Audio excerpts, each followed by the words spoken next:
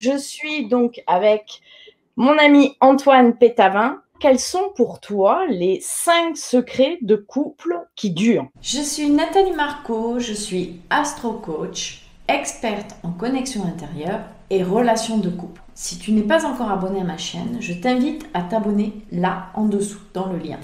Si actuellement tu n'es pas bien dans ta vie affective, que tu as l'impression d'être un peu dans le brouillard, je t'invite à prendre un rendez-vous avec moi. C'est totalement gratuit. Ci-dessous, tu as un lien directement sur mon agenda. Ça va te permettre de faire le point sur ta situation, de faire la clarté sur ce qui est le plus approprié pour toi et comment on peut mettre en place un programme personnalisé, totalement 100% adapté à toi et à ta problématique affective actuellement. Je suis donc avec mon ami Antoine Pétavin, expert international en relations de couple. Ça fait plus de 15 ans qu'il travaille, qu'il aide des couples à se retrouver, puisque toi, tu es fondateur de je récupère mon ex.com. Donc Antoine, ce soir, tu vas nous donner tes secrets. En Eh oui, 15 ans, tu as trouvé plein de secrets de plein de couple, secrets, plein de plein secrets. de secrets pour qu'un couple dure. C'est quoi tes 5 meilleurs secrets que tu pourrais nous donner? Alors, je fais une toute petite intro en 3 Oui, phrases dessus. dis-moi. On a toujours l'impression que un couple qui dure est un couple dans lequel tout est facile et dans lequel on est très amoureux et ça se passe bien. Parce que souvent, quand on regarde les couples qui nous entourent, on a l'impression que tout se passe bien chez eux. Ce qu'il faut savoir, c'est que tous les couples passent par des difficultés. Des fois, c'est une fois par an, des fois, c'est une fois par semaine, des fois, il y a des périodes où on est en conflit, ça se passe mal, et après, tout va bien, mais tous les couples passent par ce genre de choses. La routine, les disputes, les incompréhensions, la fatigue, les ressentiments face à l'autre, les phases de vie, la maladie, les problèmes de travail, les problèmes d'argent, etc., on passe tous par ça. Sauf que certains couples des fois l'affiche publiquement, mais ça reste très rare. La majorité des couples ne le dit pas, mais ont des soucis. Et réussir son couple, c'est pas quelque chose où il suffit d'être juste amoureux, c'est quelque chose qui se travaille. C'est pour ça que j'adore ton sujet de live aujourd'hui, Nathalie. C'est une super chose qu'on parle des secrets des couples qui durent. Et le mot secret est très bien choisi parce que c'est vraiment ça. L'idée, c'est le secret, c'est la chose gardée qui fait que le couple marche derrière. La première chose à faire, les couples qui durent sont des couples qui ont la capacité de communiquer, de s'exprimer. Alors, on pourrait penser que c'est évident de savoir s'exprimer et de dire ou de râler. En fait, c'est quelque chose qui est assez rare. On a assez peu, souvent, le bon vocabulaire pour dire ce qui se passe. Si par exemple, vous êtes en couple et que l'autre vous fait de la peine et que vous êtes en colère, la colère, il ne faut pas juste dire je suis en colère. La colère, c'est juste l'émotion finale, c'est la résultante. Mais arriver à trouver la cause ou l'origine de ça, je peux être en colère parce que je suis frustré, je peux être en colère parce que tu m'as mal parlé, je peux être en colère parce que tu n'as pas écouté mes besoins, etc.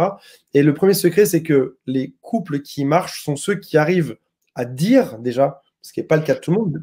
Beaucoup de gens se disent je ne vais pas le dire, je ne vais pas le dire, je ne vais pas le dire, puis un jour ils explosent. Et le deuxième secret, c'est arriver à le dire et en plus d'arriver à mettre le vocabulaire dessus. Il y a 2 jours, tu m'as fâché parce que tu m'as rabaissé en soirée, ou en tout cas, j'ai interprété ça de cette manière-là, etc. Et deuxième secret, savoir mettre du vocabulaire. Parfois, on n'a pas toujours le vocabulaire immédiatement, parfois ça prend du temps. Si jamais je suis fâché, énervé, donc ça c'est la résultante aujourd'hui, je ne sais peut-être pas pourquoi je le suis aujourd'hui, mais peut-être que demain ou après-demain, je vais trouver la raison initiale. Donc, c'est pas grave, on l'a pas tout de suite, on peut attendre, mais il faut pas attendre 6 mois, non. Des fois, les gens me disent, ouais, j'ai explosé, j'ai tout pété à la maison. Ben oui, si tu dis rien, si ça bouillonne en toi, mais que tu mets tu penses à qui quand je dis ça? Les sacs de Si sable. ça Non, bouillonne en toi, mais que tu mets une chape de plomb dessus, qu'est-ce qui se passe? Ça bouillonne, ça bouillonne, ça bouillonne. Au bout d'un moment, tout pète. Et là, c'est pas bon non plus. Parce que dans ce cas-là, t'as pris sur toi, pris sur toi, pris sur toi. D'un coup, t'as rien dit, tout explosé, tu sais même plus dire. Là, tu n'arrives ni à le dire clairement, ni à trouver le vocabulaire, et dans ce cas-là, tu es foutu. Donc, et ouais. je souriais parce que non pas que je pensais à une situation avec des personnes qui peuvent exister ou ayant existé, mais je souriais parce que vous qui me suivez, il y a quelque temps avant la Saint-Valentin, je vous avais parlé de vider ses poubelles. Mmh. C'était ça, en fait. C'était les trucs qu'on a en travers de la gorge et qu'on ne dit pas et qui s'entassent et un jour, ça pète. Mais on ne sait même plus pourquoi. Et je dis, donner l'exemple, tu peux peut-être me confirmer ou me contredire, je ne sais pas, de la femme qui, d'un coup, pète un câble un jour parce que monsieur a oublié son anniversaire ou leur anniversaire de mariage. Mais elle n'a rien dit, tu vois. Et puis, 2-3 semaines après, elle part en vrille pour n'importe quoi. Une éponge qui met à sa place, par exemple. C'est ça. Et là, on arrive sur une dynamique qui est déconnante dans ce cas-là. Elle est déconnante parce que alors dans ce cas-là, c'est la femme, mais ça peut être l'homme. Hein. Dans ce cas-là, la femme n'a pas su dire au moment où c'est arrivé, elle n'a pas su dire, ou elle a trop attendu pour le dire, ou elle s'est dit, c'est pas grave, je peux passer dessus. Et l'autre partie de l'équation qui est déconnante, c'est le mari qui souvent n'arrive pas à gérer ça, qui va dire mais tu me fais chier, qui va dire des gros mots, etc., qui va la repousser, et donc qui n'arrive pas non plus à accueillir ce surplus d'émotions d'un coup. Alors que si on dit au quotidien, des fois on hésite à dire, il faut juste dire. Des fois c'est juste des quiproquos. Tiens, quand tu dis ça ce matin, qu'est-ce que tu voulais dire? Ça me fait bizarre. Ne jamais hésiter à trop parler. Troisième ou quatrième secret. Garder sa vie privée. Alors si ça s'appelle vie privée, c'est pour une bonne raison. Parce que ça s'appelle privé. Faites vie privée, on la garde privée. Il y a des gens qui ont cette habitude de se plaindre en permanence et à tout le monde de leur vie privée. Alors, c'est vrai que des fois, on vit des frustrations dans notre vie de couple. C'est normal. L'autre ne nous comprend pas. Je ne sais même pas si un homme et une femme sont faits pour vivre ensemble. En vrai, j'en sais rien. Mais si ce live existe, c'est que oui, c'est possible. Mais déjà, c'est compliqué. C'est compliqué, c'est frustrant. Mais si vous avez 20 amis et qu'aux 20 copains, vous allez raconter des histoires où ça se passe mal, etc., les copains, ils sont de votre côté, en fait, par défaut. Ce qu'ils veulent, c'est que vous soyez heureux. Si vous allez en parler à 20 personnes, ça veut dire que les 20 personnes auront une mauvaise image de votre conjoint, de votre conjointe. Mieux vaut choisir une ou deux personnes. Moi, je sais que je raconte mes problèmes de couple à Nathalie souvent. Tu choisis une ou deux personnes, grand max. Les autres, tu leur dis rien, c'est votre vie, ça vous regarde que tous les deux. Ou alors, tu prends un psychologue, ou un psychiatre, ou alors un thérapeute, ou alors un coach.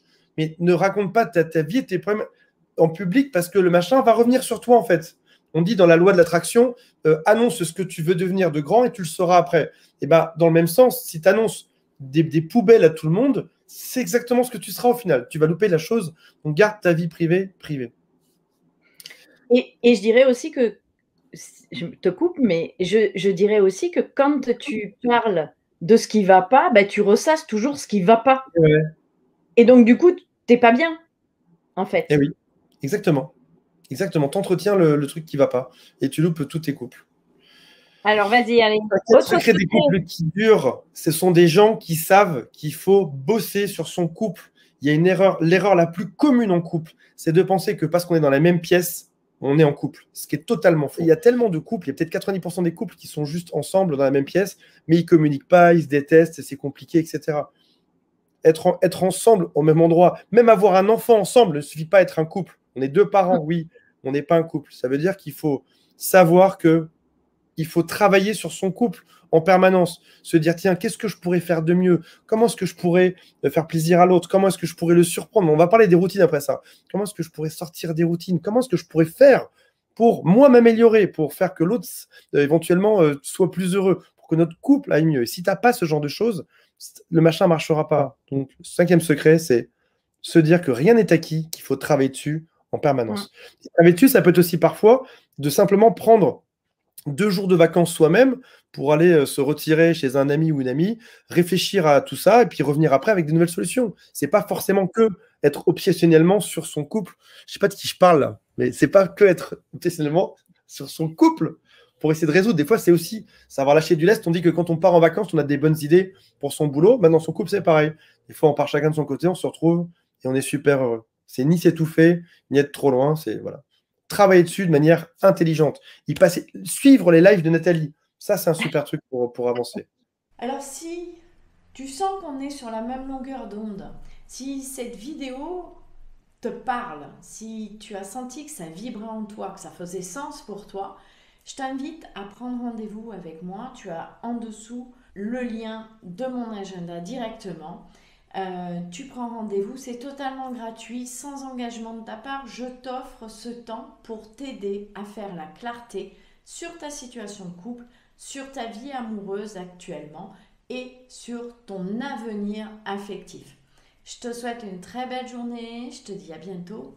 Ciao!